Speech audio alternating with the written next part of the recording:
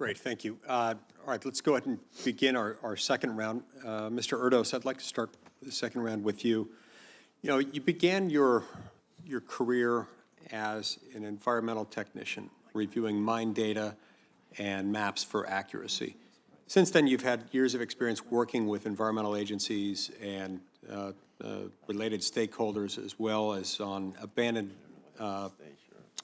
mine lands. I'm always cautious whenever I say mine lands to not say land mines, because it turns out they mean very different things, or AML, or reclamation efforts and funding disbursement. How does the coal industry contribute to AML funding and remediation efforts? Well, there are two streams of funds that go into AML. One is fee-based, is how the industry contributes. So currently, I believe it's 22.4 cents for surface coal. That's not lignite. It's 9.6 cents for underground coal, not lignite, and I want to say 6.4 for lignite coal. So it's based on tonnage produced, and they pay that fee on that tonnage that goes into that particular pool of money for the AML program. And then you have the IIJA, which is a whole different issue. Great. But you have those two streams. Thank you. Ms. Robertson, let's talk about appliance regulations. There are a series of regulations that are implemented and enforced by the Department of Energy's Office of Energy Efficiency and Renewable Energy. Some of these regulations, one might say, impose pretty costly burdens on all Americans, and they certainly reduce market choices. Some would say that in many instances they have, in the name of efficiency, just produced products that don't work as well and that end up having to be used 2 or 3 cycles at a time instead of one, perhaps resulting in no net energy savings at all, but making appliances less reliable, harder to use, more expensive, and more difficult to repair. And they affect almost all appliances in American homes, from refrigerators, dishwashers, clothes washers, clothes dryers.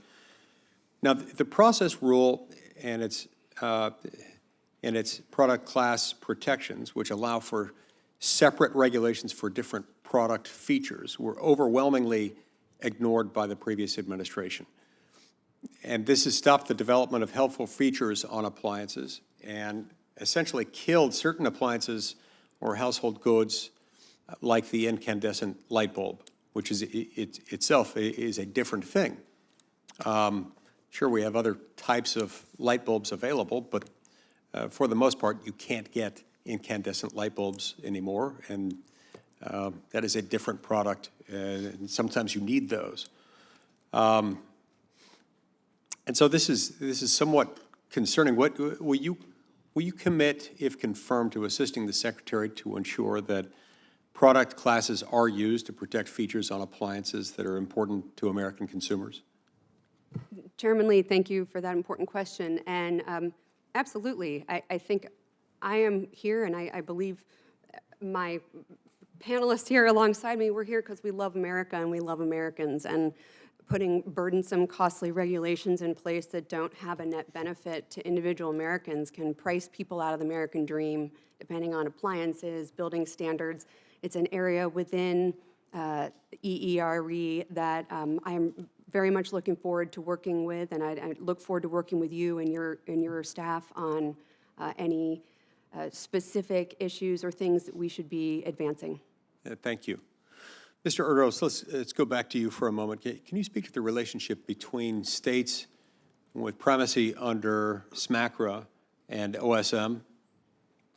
Thank you for the question, Senator. Certainly. So there are 24 states that currently have primacy or they have approved state programs. They are the primary regulators within their borders. OSM is an oversight program relative to those states. OSM is the primary regulator on Indian tribes, and there are a few others where OSM has a federal program, but only one actually produces a little bit of coal, and that's Tennessee. Primacy states within their borders, they are the primary regulators. OSM is an oversight program. It's a partnership, really, but deference should be given to the states, and it is given to the states. Do you think the 10-day notice rule overrode the authority of the state mining offices? Somewhat it did. The 2020 and the 2024 rule were significantly different. So the 2020 rule required OSM to work with the state. So if they receive a citizen complaint, they were required to coordinate with the state prior to acting on that citizen complaint, which makes a lot of sense. I'm a state guy. I come from the state, worked there for 31 years, and I was on the other end of those 10-day notices.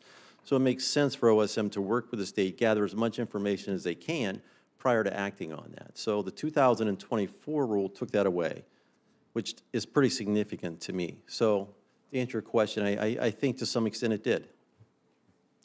Thank you.